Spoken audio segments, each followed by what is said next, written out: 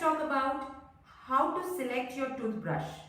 There are so many commercials and so many ads about different types of toothbrush, each showing different size of the head, different style of the handle, different bristles, and so many things. It's so confusing. So I will be giving you few tips on how to select your brush. So there are few things that you should look at the brush. First is the size of the head. So this is the size of the head. This is the head. Okay, the upper portion where the bristles are there, that's the head. So the size of the head should be such that it can easily get to the back of your teeth. If the size of the head is too big, then it's going to be very difficult reaching the last tooth. So always select a size that is smaller in size and comfortable. So if you have a large mouth, you can select a large size head toothbrush. But if you have a small mouth, you can select a small head size of the toothbrush. Some people also prefer using children's toothbrush because they have a very small size. So that will make it ensure that it goes to the last tooth. Also, one more thing I would like to say is that when you're brushing, especially your back teeth, okay, keep your mouth slightly open, don't open it wide. When you open your mouth wide, what happens is this cheek goes closer to your teeth. And once the cheek goes closer to your teeth, there's no space for the brush to go in. See, it will, you can try it yourself, when you open your mouth wide, the cheeks go closer to your teeth, and so then you can't let this toothbrush go inside. So how are you supposed to do? Open your mouth slightly, halfway, open it halfway, and then insert your toothbrush and then brush your teeth. Okay, that is one more tip. Next is, so usually the head of the size 1/2 inch wide and 1 inch in length. That should be sufficient. Okay. Next is the shape of the head. What is the shape of the head? So any shape does not matter. It could be either rectangle or square. That should not matter. It's the size of the head that matters more. Next is the handle. What kind of handle? There are so many styles of handles. Super flexible handle and multi-grip handle and the straight handle. So any handle would do. Whichever suits your comfort level, you can use that. Next is the bristle. This is the most important part on selecting your toothbrush. Now bristles are these threads. These are these filaments that are present on the head. These are the bristles. So always select a bristle of soft quality. So we have 4 types of bristles, that are the ultra soft, soft, medium and hard.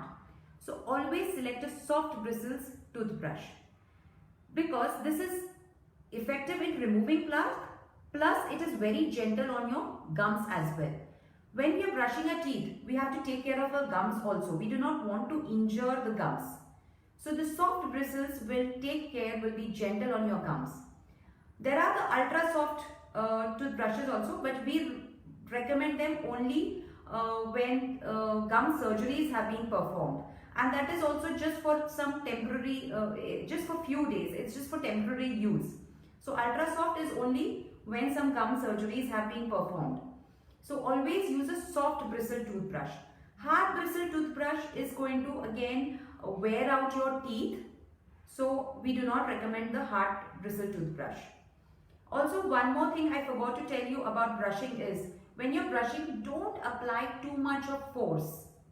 Be very gentle on it. Applying too much of force is going to actually create notches over your teeth near the gum line. Okay, it's a V-shaped notch. We call them as abrasions. So it's a V-shaped notch that is created on the teeth. And once those notches are created, you will start developing sensitivity to any cold or hot food that you're eating. So do not brush your teeth really very hard. Be gentle on them. Okay, like I told you, you have to massage your teeth, not scrub them.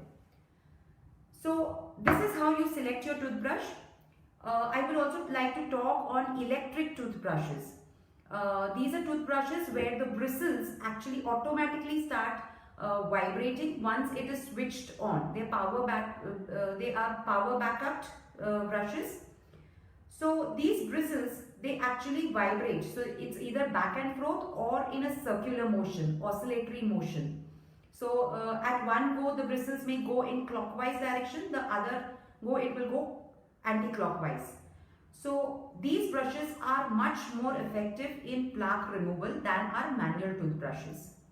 Also, these toothbrushes are much suited for children and for older people or people with arthritis or people having certain disabilities because you don't need vigorous hand or arm movements in the electric toothbrushes. The vibrations itself will take care of removing the plaque.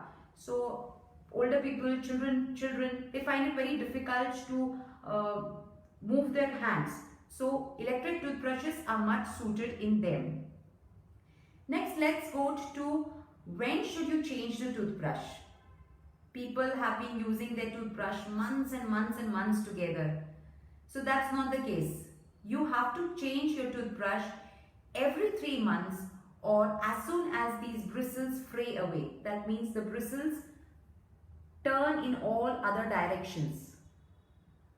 This is really very important because once the bristles move away in all other directions or in 3 months time, the bristles wear out. Okay, there is wear and tear of the bristles. So when you use such toothbrushes for brushing, they are going to actually injure the gums. And we have to take care of our gums as well while we are brushing our teeth. So always change your toothbrush every 3 months or as soon as the bristles fray away. That is, they move away in all other directions. Right? I have received a lot of people who come to me with bleeding gums, and when I observe them, when I examine them, their gums are healthy, they do not have any systemic causes, they do not have tartar. So it's like then I call them, I ask them to bring their toothbrush, and when I see their toothbrush, I see that all the bristles are in all other directions, and then that is the reason why their gums used to bleed, because the bristles are actually hurting the gums. So it's a usual thought process that the more harder I brush, the more better it's going to be. The more whiter, the more cleaner it's going to be. But that's not the case. You have to be gentle over your teeth and over your gums. Right? Another way when you are supposed to discard your brush is after an episode of cold or flu. Why is that so? Because flu virus actually lasts for 72 hours on moist surfaces, and the toothbrushes are usually moist and they are like a good breeding site for these viruses. So you recover from your illness and you use the same toothbrush and you're going to reinfect yourself. So always after an episode of flu or cold, discard your brush, take a new brush.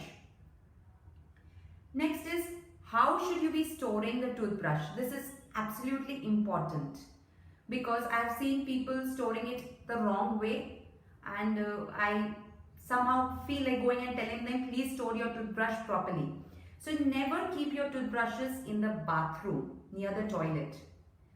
That's because when we flush our toilets, there is an aerosol that is produced. Okay, this aerosol is of water, certain microorganisms, micro droplets, and when you flush your teeth, flush the toilet, these aerosol, the water sprays, and these aerosol particles may come and sit over your toothbrush, and then when you're going to reuse your toothbrush, you're going to invite infections. So see to it that you do not keep your toothbrush in the bathroom. If your bathroom is big enough, then please keep it very far away from the toilet. Also, the best place to keep your toothbrush is maybe your bedroom, your dressing room cabinets. That's the best way. I have seen people keeping it outside the bathrooms, but sometimes what happens is there would be some cockroaches and lizards nibbling away on those toothbrushes, and it's so gross. I mean, even telling you this, I find it really gross. And you use the same toothbrush.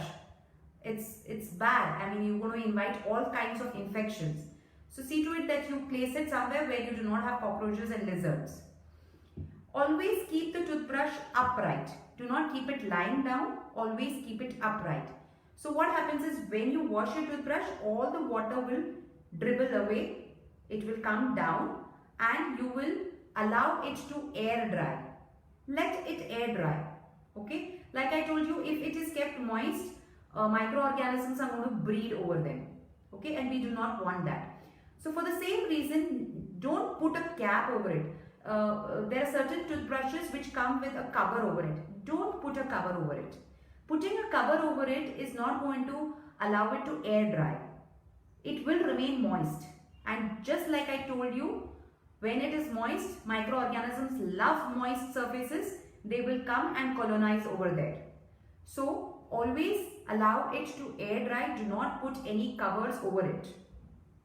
Next, one more thing is that most of us put all the toothbrushes in one holder, and all the toothbrushes are like kissing each other, touching each other. No, this shouldn't happen. Absolutely not. This is wrong. Because touching each other, the microorganisms are going to get transferred. So it's like a cross contamination that is happening. So always keep the toothbrush away from each other. Maybe you can keep it back to back this way. Okay, but don't let it touch each other. So these are the ways of storing the toothbrush.